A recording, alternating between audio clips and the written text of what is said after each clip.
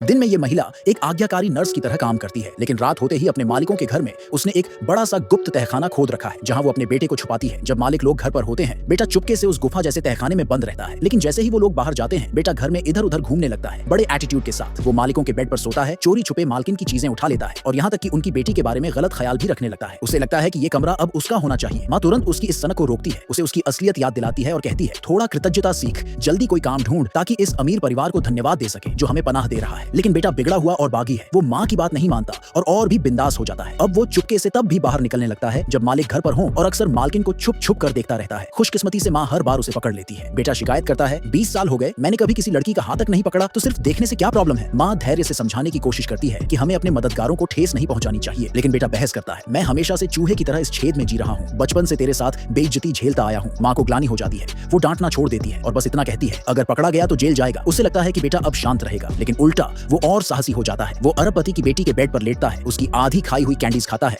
और मालकिन के कमरे से सामान चुराता है। माँ हताश होकर बस सिर हिलाती रहती है। एक दिन मालकिन को पता चलता है कि उसके कुछ कपड़े गायब हैं। वो तुरंत नर्स को बुलाकर जवाब मांगती है, लेकिन इससे पहले कि नर्स कुछ बोल पाए, मालिक की बेटी अपने कमरे से जोर से चिल्लाती है। माँ दौड़ कर जाती है और देखती है कि उसका बेटा लड़की के बेड के नीचे छुपा हुआ है। उसे लगता है कि अब सब कुछ खुल गया, लेकिन लड़की बस इस बात से हैरान है कि उसकी डस्टबिन में ढेर सारे यूज्ड टिश्यू पड़े हैं। माँ जल्दी से झूठ बोलती है, मुझे सर्दी थी इसलिए मैंने यूज किए, लेकिन लड़की बेड के नीचे झांकने ही वाली थी कि तभी उसके पापा का कॉल आ जाता है। बेटा मौका पाकर भाग निकलता है और सुन लेता है कि अरबपति ऐलान कर रहा है कि अगले दिन पूरी फैमिली विदेशी ट्रिप पर जा रही है। बेटा खुशी से पागल हो जाता है और सोचता है कि अब वो ही घर का मालिक है। वो तुरंत अपने दोस्तों को कॉल करता है, डींग मारता है कि वो अब अरबपति का दामाद बन गया है और उन्हें विला में पार्टी के लिए बुलाता है। उसे नहीं पता कि ये फैसला उसे बहुत पछताएगा। अगले दिन अमीर परिवार एयरपोर्ट जाने की तैयारी करता है। जाने से पहले वो नर्स को सख्त हिदायत देते हैं, किसी शकी शख्स को अंदर मत आने देना। लेकिन जैसे ही वो लोग निकलते हैं, बेटे के दोस्त विला में आ धमकते हैं। सब उसकी तथाकथित नई जिंदगी से जलते हैं। बेटा उन्हें तुरंत अंदर ले आता है। माँ जब मार्केट से लौटती है तो उसे सदमा लगता है। वो बेटे को समझाती है, अगर पकड़े गए तो जेल जाएंगे, लेकिन बेटा बदतमीजी से कहता है, मालिक वापस नहीं आएंगे, मैं इस मौज का मजा लेना चाहता हूँ। उसी वक्त एयरपोर्ट पर अरबपति की बेटी को याद आता है कि उसके जरूरी कागजात घर पर रह गए। माँ उसे लेकर जल्दी वापस लौटती है, लेकिन तब तक विला में पूरी तरह हंगामा मच चुका है। बेटे के दोस्त अरबपति के महंगे सूट पहन रहे हैं, उसकी लग्जरी घड़ियां लूट रहे हैं और लिविंग रूम में जंगली पार्टी कर रहे हैं। माँ बेटे को समझाने की कोशिश करती है, लेकिन उसके एक दोस्त ने माँ को जोर से थप्पड़ मार दिया। माँ सदमे में बेटे की तरफ देखती है कि वो उसका साथ देगा, लेकिन उल्टा बेटा उस थप्पड़ को सही ठहराता है और कहता है, एक नाफरमान नौकरानी को मार खाना ही चाहिए। फिर वो वापस गाने बजाने में लग जाता है। किसी को नहीं पता कि इस पागलपन की कीमत बहुत भारी चुकानी पड़ेगी, क्योंकि मालकिन और उसकी बेटी पहले ही विला वापस आ चुकी हैं।